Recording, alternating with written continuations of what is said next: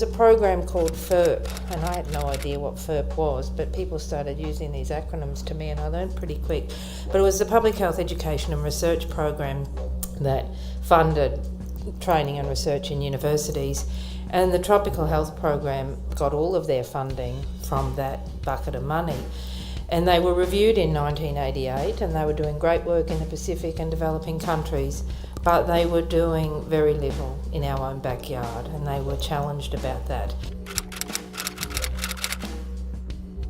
The course was originally set up to train Aboriginal health workers and Aboriginal health worker managers. What has happened 20 years on, though, it has produced medical doctors, academic doctors, it has produced senior clinicians, it's produced CEOs of Aboriginal medical services, it's produced a much stronger Indigenous health workforce, it's produced policymakers. What was it about that program that had such an impact or a transformational change on people to be able to go on and do other things? Oh, like the love, the connections, that bonding, that sense of togetherness, that there weren't the interaction between staff and those who had been students but were now colleagues. There was no power differential. I think, the program did a lot of good for Indigenous health, but it did a lot of good for the people who did it as well. We, to some degree, achieved what we wanted to achieve in regards with the outcomes for the day.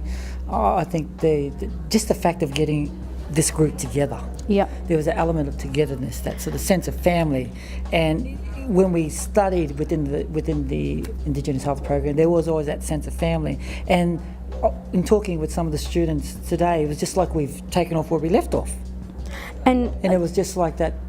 We've never really sort of disengaged when we started to re-engage. But I think the strategic value in terms of workforce is to really listen to those stories and to hear what's worked and what hasn't worked for people, what changes they experienced as a result of their experience at IHP. There are people who have graduated from this program and are transforming their communities in all kinds of ways, and we want to look at what are the enablers for that transformation, not just to being a cohort but working within the health system. What have been the enablers for our mob to be not just health professionals but to be leaders within the health system? For me, the most rewarding thing for me is when they amalgamate all the community councils in Cape York, come under one council.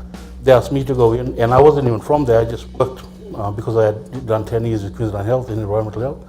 They asked me to go in and help them with the environmental health management plan for Northern Peninsula area. I was clueless. I didn't know where to start, so I just PBL'd the shit.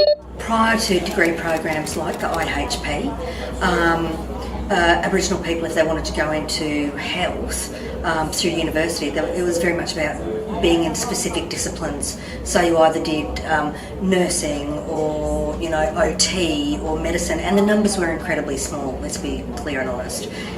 It was only basically a generation that Indigenous people had access to tertiary education. There's nothing more powerful than a network of like people, and sadly that hasn't.